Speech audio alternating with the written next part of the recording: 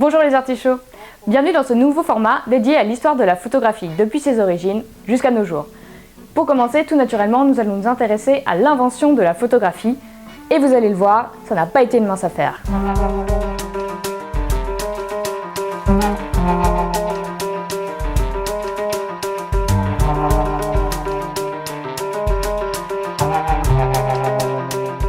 L'idée de photographie, c'est-à-dire d'enregistrer de manière durable une image fidèle du réel, c'est un fantasme que l'homme a depuis très longtemps, et qui est rendu possible au XIXe siècle grâce à différentes découvertes. Car la photographie fait intervenir des phénomènes physiques et chimiques complexes, tellement complexes que certains d'entre eux seront expliqués plus d'un siècle après son invention. La première découverte mise en jeu dans le procédé photographique, c'est la caméra obscura. La caméra obscura, ou chambre noire, a été découverte dès l'Antiquité et sera ensuite récupérée par les Européens à la Renaissance, en particulier par les peintres, car celle-ci permet de produire des images précises et réalistes. Son principe est simple. Comme vous pouvez le voir sur le schéma, il s'agit d'un espace clos, hermétique à la lumière, que l'on vient percer d'un petit trou. Si le sujet vous intéresse, vous pouvez cliquer sur le lien qui s'affiche, qui vous renverra vers une vidéo sur Abelardo Morel, photographe contemporain, qui utilise ce système dans son travail. Avec la caméra obscura, nous avons donc le moyen de créer une image de réel à une échelle réduite, mais encore faut-il pouvoir la fixer sur un support. C'est là qu'interviennent deux autres découvertes. Tout d'abord, la propriété des sels d'argent à noircir à la lumière. Si cette réaction était connue depuis le Moyen-Âge, il faut attendre les travaux de Johann Heinrich Schulze en 1725 et la découverte de l'élément iode par Bernard Courtois en 1810 pour pouvoir exploiter cette propriété dans le procédé photographique. Une fois qu'une image monochrome s'est formée sur notre support par noircissement du nitrate d'argent, c'est-à-dire que les ions Ag+ de la solution se sont transformés en argent métallique, il reste encore une étape. En effet, il faut stopper le noircissement, c'est-à-dire se débarrasser des ions Ag+ restants, sans quoi ils finiraient eux aussi par noircir et on obtiendrait alors une image toute noire. Donc plus d'image. Une solution est apportée en 1819 par l'anglais Sir John Herschel, qui découvre que l'hyposulfite de sodium peut jouer le rôle de fixateur. Et puisqu'on en parle, c'est également à ce grand chimiste et praticien de la photographie que l'on doit le terme photographie. À la suite de ces différentes découvertes, en France, dans les années 1810, Nicéphore Niepce, qui soit dit en passant a aussi inventé le premier moteur à explosion, se consacre à des recherches sur la photographie, qu'il appelle à l'époque héliographie. Il utilise le chlorure d'argent pour saisir les images produites dans la chambre noire, mais il n'a pas connaissance de la découverte d'Herschel, et son principal défi reste de fixer l'image. C'est en 1826 qu'il parviendra à produire ce qui est aujourd'hui considéré comme la première photographie de l'histoire de l'humanité, le point de vue du gras. Pour réaliser cette vue de la cour de sa maison, à Saint-Loup-de-Varennes, Niepce a contourné la difficulté de fixation des sels d'argent et a utilisé une autre substance, le bitume de Judée. Il aura fallu une journée entière de pause pour obtenir l'image aujourd'hui conservée à Austin, aux États-Unis. Même s'il n'est jamais vraiment satisfait du résultat et qu'il va continuer ses recherches, Niepce va essayer de nouer des liens avec des personnes susceptibles de développer l'invention, de la diffuser et notamment de lui trouver des financements, car Niepce est ruiné. C'est dans ce contexte qu'il rencontre Louis-Jacques Landé Daguerre, qui est très intéressé par l'invention. Mais leur relation ne débouchera sur rien de concret, car Niepce part en Angleterre, tombe malade, devient fou et meurt en 1833.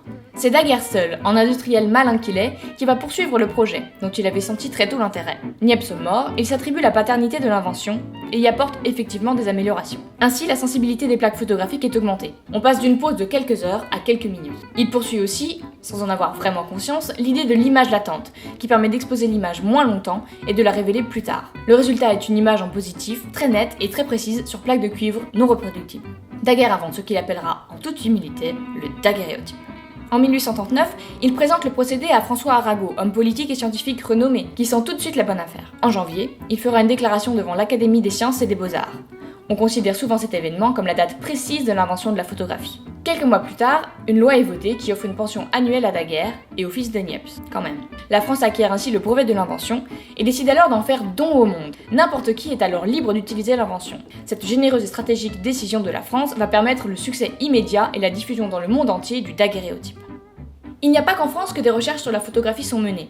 À la même époque, en Angleterre, William Henry Fox Talbot obtient lui aussi la fixation d'une image argentique. Talbot a commencé ses recherches dans les années 1830 et a eu des résultats probants dès 1835, c'est-à-dire à peu près en même temps que Daguerre. Un grand débat de mauvaise foi naîtra alors, chaque pays faisant valoir l'antériorité de son invention dans cette époque de concurrence féroce entre deux grandes puissances européennes. Cependant, il est indéniable que Talbot est en retard sur l'invention de Niepce et sur la publication de Daguerre, ce qui lui a valu une moindre renommée. Très rapidement après l'annonce de ce dernier, il présente ses résultats devant la Royal Institution, qui découvre alors un procédé photographique complètement différent du daguerréotype, qu'on appelle le papier salé. Ce procédé fonctionnait surtout par contact, c'est-à-dire en déposant directement sur la surface sensible l'objet que l'on voulait reproduire. La grande invention de Talbot, c'est surtout le négatif. Rappelons-nous que les sels d'argent noircissent à la lumière. Ainsi, l'image obtenue est noire, là où la lumière n'a rencontré aucun obstacle, blanche, à l'endroit où se trouvait l'objet à reproduire, et en degré gris dans les zones entre deux. Talbot utilise ce négatif pour obtenir par contact un grand nombre de positifs. En cela, il est aussi à proprement parler un inventeur de la photographie, si l'on estime que le procédé négatif-positif et surtout la reproductibilité de la photographie sont à la base de la photographie argentique moderne. De même, il est notable que le papier salé de Talbot est le premier procédé photographique sur papier, et que jusqu'à l'invention des procédés numériques, le papier a été le support privilégié de la photographie. Talbot fera l'erreur de poser un brevet sur son invention, brevet qui freinera largement son évolution et sa diffusion, notamment au profit de l'invention française, qui elle était gratuite. En 1854, Talbot décidera toutefois de ne pas prolonger son brevet. Le calotype connaîtra alors de belles années, notamment en France, où le procédé est amélioré. Mais très vite, il disparaîtra au profit d'un procédé plus rapide et plus précis, le collodion humide sur plaque de verre. Lorsque l'on énumère la liste des inventeurs de la photographie, on oublie bien souvent de citer Hippolyte Bayard. Pourtant, celui-ci a bel et bien inventé la photographie, si l'on entend par là qu'il a découvert ce procédé, alors qu'il ne le connaissait pas d'autre part. Un peu comme si vous inventiez le théorème de Thalès, la pétanque ou la théorie de la relativité, avant de vous apercevoir que c'était déjà fait. On pourrait dire ça, Bayard a découvert la photographie, il ne l'a pas inventée. Cela s'est joué à vraiment peu de choses. Il présente son invention à l'Académie des sciences et des beaux-arts en 1839, la même année que Daguerre, mais avec quelques mois de retard. De plus, son invention ne sera pas rendue publique à cause de pressions politiques, notamment de la part de François Arago, le député qui s'était personnellement engagé à promouvoir le daguerréotype. Pour toutes ces raisons, Bayard sera rapidement oublié de l'histoire. Pour autant, Bayard est un authentique inventeur, puisque son procédé est différent de ceux de Niepce, Daguerre ou Talbot. En effet, on devrait plutôt parler des photographies plutôt que de la photographie, surtout à ses débuts, puisque les procédés changent beaucoup et induisent des différences de comportement de la part des usagers. Par exemple, la possibilité de reproduire ou non une image.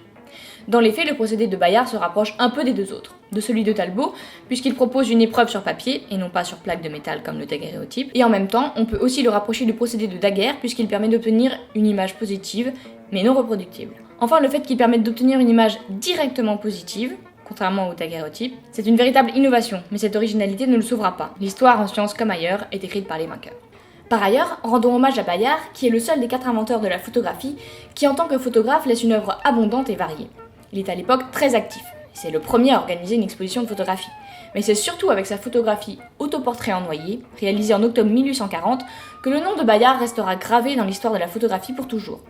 Pour protester devant l'indifférence par laquelle tout le monde le traite, il réalise une photographie le représentant comme noyé. Cette image est la première photographie de fiction, et c'est extrêmement intéressant puisque depuis ses origines, la photographie a été présentée par certains sous l'angle de l'objectivité et de la prétention à dire la vérité.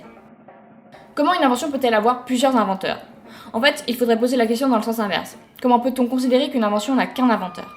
La photographie nous montre bien que, de même que le moteur à vapeur avait été imaginé dès l'Antiquité, la photographie a une longue histoire derrière elle. Elle nous montre bien aussi comment le bouillonnement du 19e siècle peut donner lieu à des découvertes similaires à plusieurs endroits sans que personne ne communique ces techniques. Ainsi, Niepce avant tous, l'inventeur maudit, puis Daguerre, le rusé commerçant, et Talbot, le découvreur du négatif, ont tout autant été inventeurs de ce que nous appelons aujourd'hui la photographie qu'Hippolyte Bayard, l'homme de l'ombre et l'expérimentateur invétéré. Voilà les artichauts, ce premier épisode se termine ici. On espère que ça vous aura intéressé, que ça vous aura plu. Si c'est le cas, n'hésitez pas à nous laisser des commentaires, ça nous fait toujours plaisir.